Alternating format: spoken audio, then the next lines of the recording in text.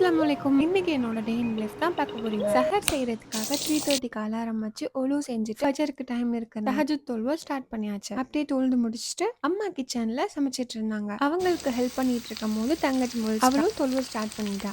இந்த ரம்லான் மாதத்துல ஃபேமிலியா சேர்ந்து 3 மணிக்கு எந்திரிச்சு சமைச்சு சாப்பிட்டு தொழுது நோன்பு வைக்கும்போது அது ரொம்ப ஹாப்பியா இருக்கும். நோன்பு வச்சுட்டு யார் இந்த வீடியோ பாக்குறீங்களோ கண்டிப்பா லைக் பண்ணுங்க. சாப்பாடு ரெடி ஆயிருச்சு. எங்க வீட்ல இன்னைக்கு வெறுஞ்சோறு, பருப்பானம், அப்புறம் மீன் வறுவல், வெண்டைக்காய் வறுவல், ஆனியன் போட்டு முட்டை பண்ணியிருந்தோம். இன்னைக்கு என்னோட day in my life video mini vlogs தான் பார்க்க போறீங்க. நான் இன்னைக்கு இஃப்தார் ஸ்நாக்ஸ் என்ன பண்ணேன்னு கண்டிப்பா இந்த வீடியோல பாப்பீங்க. நான் இஃப்தார் ஸ்நாக்ஸ் நிறைய போட்டிருக்கேன், கண்டிப்பா செக் பண்ணி பாருங்க. சாப்பிட்டு முடிச்சுட்டு 3 பேரும் சேர்ந்து காஃபி குடிச்சிட்டு அடுத்து தொழுவ ஸ்டார்ட் பண்ணணும்.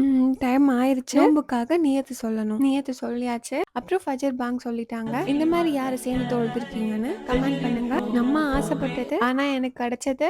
நானும் என் தங்கச்சும் சேர்ந்து தொழுதுட்டு இருந்தோம். தொழுது முடிச்சுட்டு துவா கேட்டுட்டு தூங்கியாச்சு. அப்புறம் லுஹர் பாங் சொன்னாங்க. ஒலு செஞ்சுட்டு திருப்பி தொழுவ ஸ்டார்ட் பண்ணியாச்சு.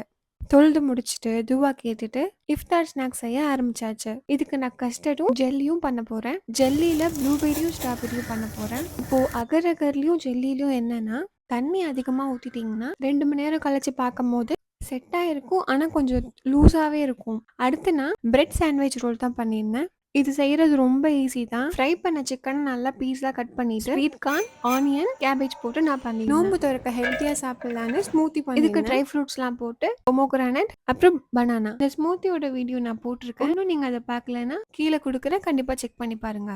இந்த வீடியோ உங்களுக்கு பிடிச்சிருந்துச்சுன்னா கண்டிப்பா அபுஹீரா பேஜை லைக் அண்ட் ஃபாலோ பண்ணிக்கோங்க.